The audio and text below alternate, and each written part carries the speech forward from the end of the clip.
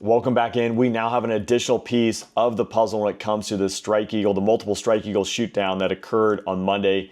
And it's a video from the ground, which appears to be the F-18 taking a shot at one of the Strike Eagles being hit. So we are going to take a look at that here in a minute. But first, some admin notes. If you're new to the channel, please consider subscribing. If you're one of the thousands of returning new viewers, make sure you also consider please subscribing so you don't miss any future videos. And if you like this type of content, we have a free newsletter, which is linked down below. So I encourage you to check that out as well. First, I want to start with a viewer question, which is applicable to this scenario, which is, how come or why no reaction? At least that we know of from these pilots. We'll dig into that here in a minute. When you know you're being locked on and targeted by another fighter. So the last part, yes and no. If the Kuwaiti F-18 was utilizing their radar to cue these missiles, and they would have to use the radar if they were shooting AIM-120s, advanced medium range air-to-air missiles.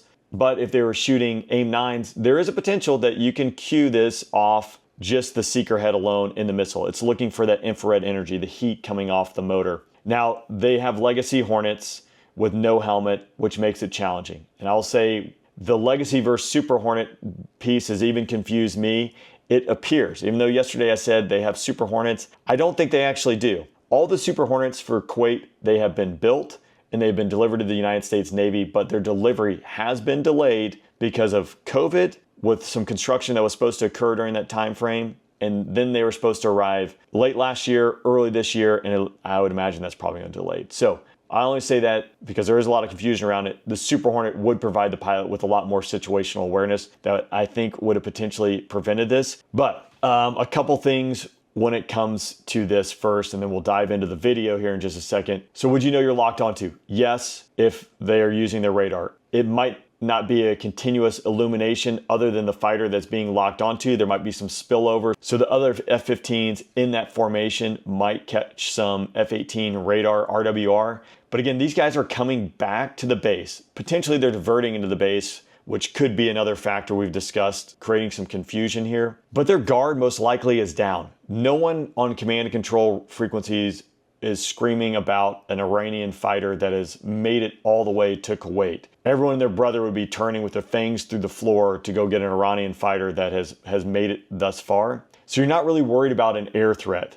Any spillover on RWR, you're most likely thinking, yeah, there are Kuwaiti F-18s there, and maybe he was in the turn and locked me up because he was trying to figure out. Unfortunately, you would not be thinking that this guy is going to shoot me. Surely he knows I'm an F-15 and I'm friendly.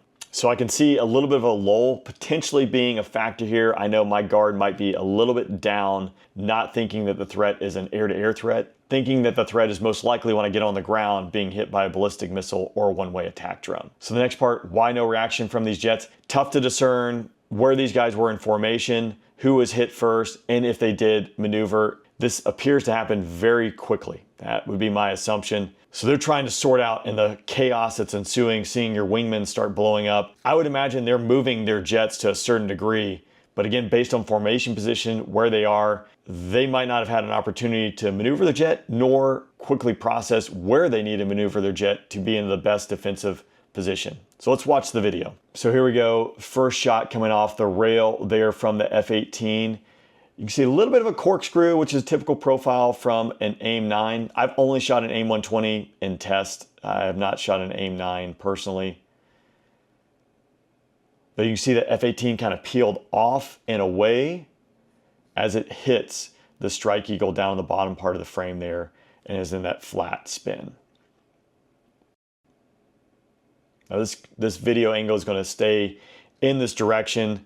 Cameraman obviously doesn't know that more Strike Eagles are being shot. Maybe this is the last one. We don't know here, but you see the parachutes open up here in just a second. 2 shoots there again in the bottom frame.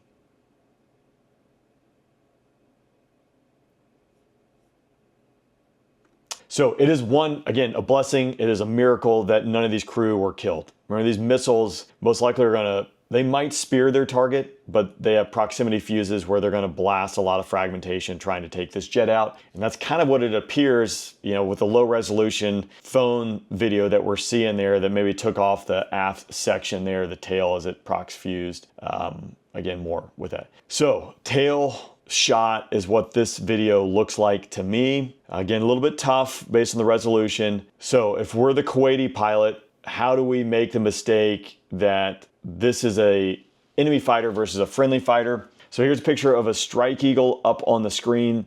And then here is a picture of a Iranian MiG-29. Twin tail fighters. If we kind of envision what it might look like to a Kuwaiti fighter pilot, it's going to be tough to see at those ranges. Remember that video? Yeah, he looked like he was a couple miles in trail. So you're really only seeing a like size fighter piece of gray metal out in the sky that has twin tails. So I can see again where this one might have been confused, not a positive identification when it comes to targeting this. If there is confusion, Kuwait has just been under attack. How is the information flowing to this Kuwaiti F-18 pilot? I don't know. I would imagine, again, confusion, chaos of war is definitely a factor when it comes to this. His situational awareness most likely doesn't have link 16, so he's not seeing the blue friendly dots on his display. A Super Hornet most likely would have that information, so it's a piece of the pie.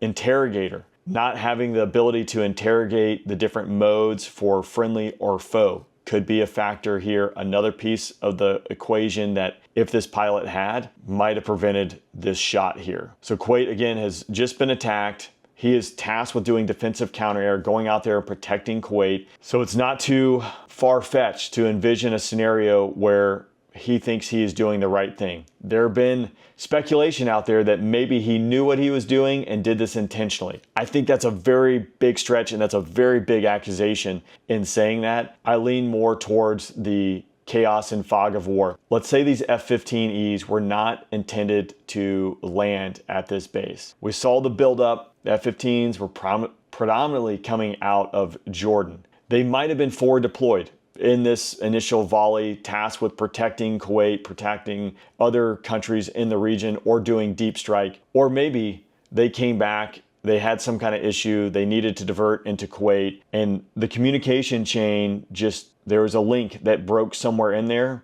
that said, hey, you have friendly fighters now diverting into Al Jaber, don't shoot them, right? Like, that is not something that is uncommon in this theater. But given the escalation, given the stress, the tempo, removing that one piece of communication in the chain, if it just fell short, maybe Kuwait was under attack and the person sitting at the Air Defense Network terminal didn't get that information, didn't pass it to the F-18 pilot. So you can see where this quickly unravels. So again, we'll try to keep you apprised, see how this thing evolves, but again, not a great scenario. I can just see how this thing came about. Again, if you're not a subscriber to the channel, consider doing so and check out the newsletter. We'll see you next time.